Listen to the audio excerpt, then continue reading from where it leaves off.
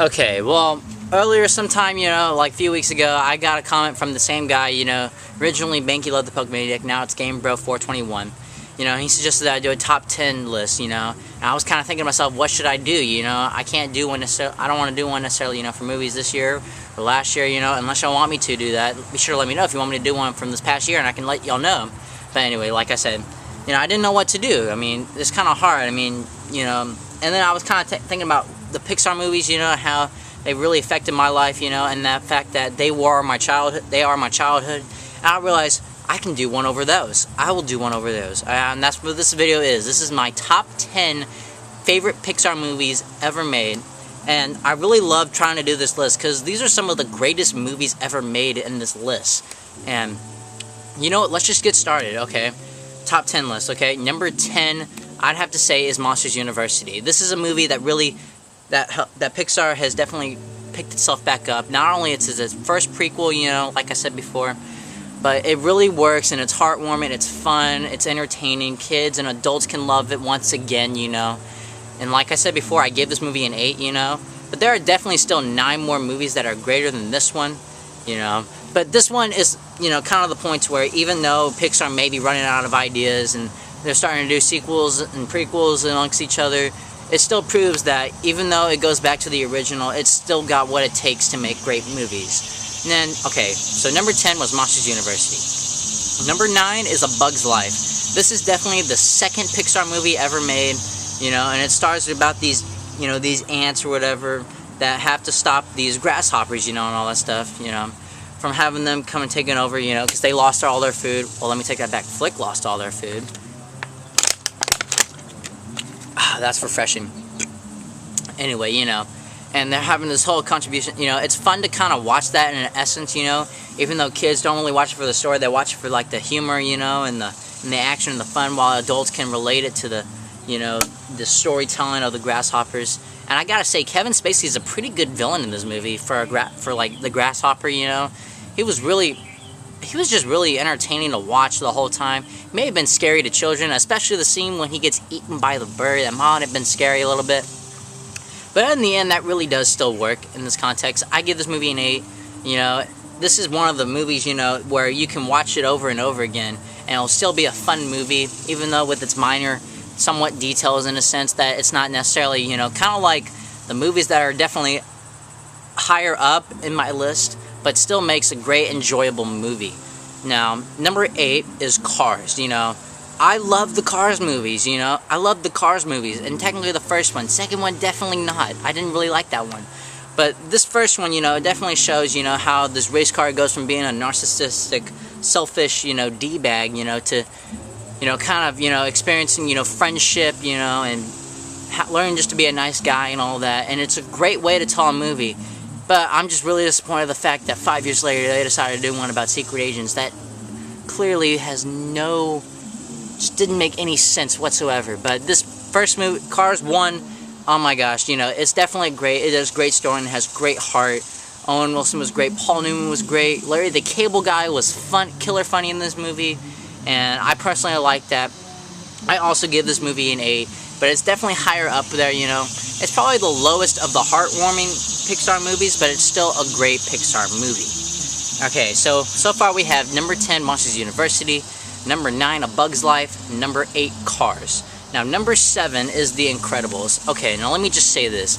I have seen this movie so many times. Like, every year I will watch it at school. Every freaking year. I still enjoy this movie.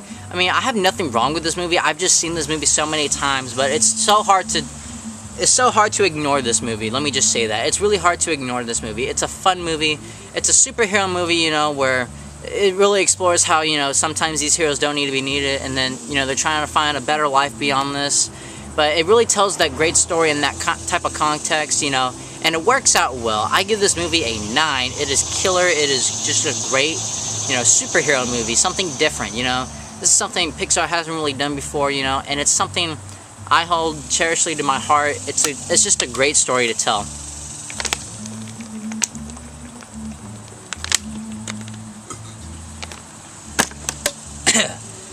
By the way, I'm gonna end up having to get another water hopefully within the next few lists. I'm just warning y'all. But anyway, so number 10, Monsters University. Number 9, A Bug's Life. Number 8, Cars. Number 7, The Incredibles. Now we're at number 6. Number 6 is Ratatouille. Now this is a movie I think is actually very high. It's probably one of the highest reviewed Pixar movies of them all. But this is something, that, I mean, people like this movie, but this is probably something that kids don't find it, enjoyable in a sense, because it is kind of more of an adult movie in a sense. But in that context, it works very well in this movie. It is sharp, it is funny, it tells a great story, and the interaction between the man and the mouse, it worked perfectly. It's just an enjoyable movie. I give this movie a 9 as well. It is great, it is awesome, and it is a perfect storytelling about, how you can take a movie that's about food and make it very, very interesting. It's kind of like a French version of Over the Hedge in a sense, but it just works very well. Now, number 5, Monsters, Inc. Okay, Monsters, Inc. The original Monsters, Inc. I love Monsters, Inc. I've told y'all this before in my Monsters University review that I loved Monsters, Inc. It's a great, fun movie. I mean, it just shows, how you can have, great fun, and have fun with it, the fact that it also brings in a lot of heart, which is something that actually this one, other than the first 2 Toy Story movies have done.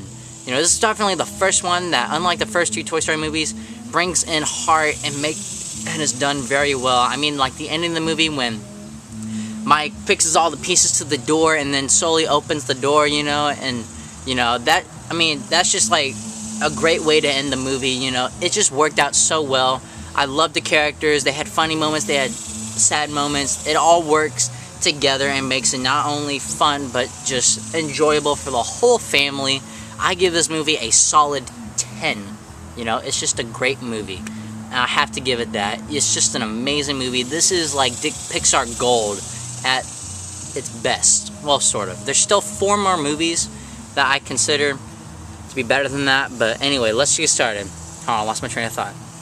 So like I said before, okay, you guys. Yeah, Monsters University, A Bug's Life, Cars, The Incredibles, Ratatouille, Monsters, Inc., and now we're at number 4, and that is Finding Nemo. And this is the movie that definitely had a lot more heart than Monsters, Inc., and oh my gosh, this movie is so compelling. It is yet surprisingly very funny. That still works in that context. It's just a killer movie, and it's a sad movie. This is probably Pixar's very first sad, legit sad movie that I've ever really seen. It tugs on the heartstrings a little bit, I mean, it may not be, I mean, people may have done the story before, but the way Pixar made this movie, it was just an incredible story about the limits that a father will do in order to find his son. It's a great movie. It's great storytelling. It's great characters, especially Dory. I love Dory, or as I like to call her, the retarded fish. I mean, I don't mean to be mean against her, but that's kind of what she is. But it all works great in this movie. I give this movie, a solid 10. And you can probably guess where I'll give these other movies, even though I had never really reviewed them, but Now number 3 is WALL-E. Okay, let me just say this. It was really hard, because people had some problems with this movie and the fact that there isn't a whole lot of dialogue, especially in the first half of the movie, because it's really all about the robot, having to clean up the world, and then he meets Eve. There's not really much dialogue in the movie. There's probably just a whole bunch of one-liners in a sense, but though definitely, I mean, it works out for me very well. And then once you get to the big star cruise ship or whatever you want to call it, it starts to bring in a lot more heart and delivers a lot more, and it was just amazing. It was sad. It had a beautiful score by Thomas Newman, and it all just came together, like I said, before. Pixar makes some great movies, and this one about a robot, even though you don't really have to have much dialogue in this movie, it still works at an enormous level. I give this movie a 10.